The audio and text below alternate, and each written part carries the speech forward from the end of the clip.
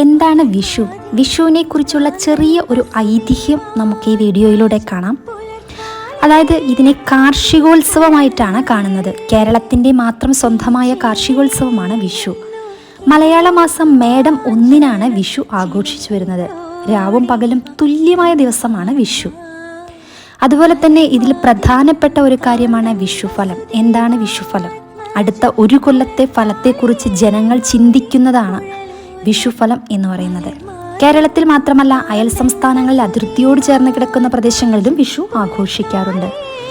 ഇന്ത്യയിലെ മിക്ക സംസ്ഥാനങ്ങളിലും സമാനമായ ആഘോഷങ്ങളുണ്ട്. അവയെല്ലാം ഭാരതത്തിൽ മുൻപ് നിലവിൽ വന്നിരുന്ന പഞ്ചാംഗ പ്രകാരമുള്ള വർഷാരംഭത്തിൻ്റെ ആഘോഷമാണ്. വിഷുദിനത്തിലെ പ്രധാനപ്പെട്ട അനുഷ്ഠാനങ്ങളാണ് വിഷുക്കണിയും വിഷുക്കൈനീട്ടവും. അതുപോലെ തന്നെ മേടമാസത്തിലെ ആദ്യ ദിവസം തന്നെയാണ് നമ്മൾ വിഷു ആഘോഷിച്ചു വരുന്നത്. പൊലിക പൊലിക ദൈവമേ തൻ നെൽപ്പൊലിക എന്നും മറ്റുമുള്ള പുള്ളുവപ്പാട്ടും വിഷുവിൻ്റെ ഐശ്വര്യദായക സ്വഭാവത്തെയാണ് കാണിക്കുന്നത്. അതുപോലെ തന്നെ വിഷുവിന് ചെയ്യുന്ന കാര്യങ്ങളുടെ ഫലങ്ങൾ അടുത്ത ഒരു കൊല്ലക്കാലം നിലനിൽക്കുന്നു എന്നാണ് വിശ്വാസം.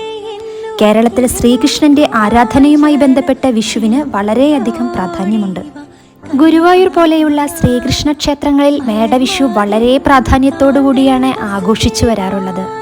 വിഷുവിനെ കുറിച്ചുള്ള ചെറിയ ഈ വിവരണം നിങ്ങൾക്ക് ഇഷ്ടമായെങ്കിൽ മറക്കാതെ ലൈക്ക് ചെയ്യുക. അതുപോലെ തന്നെ ചാനൽ ഒന്ന് സബ്സ്ക്രൈബ് ചെയ്യുക.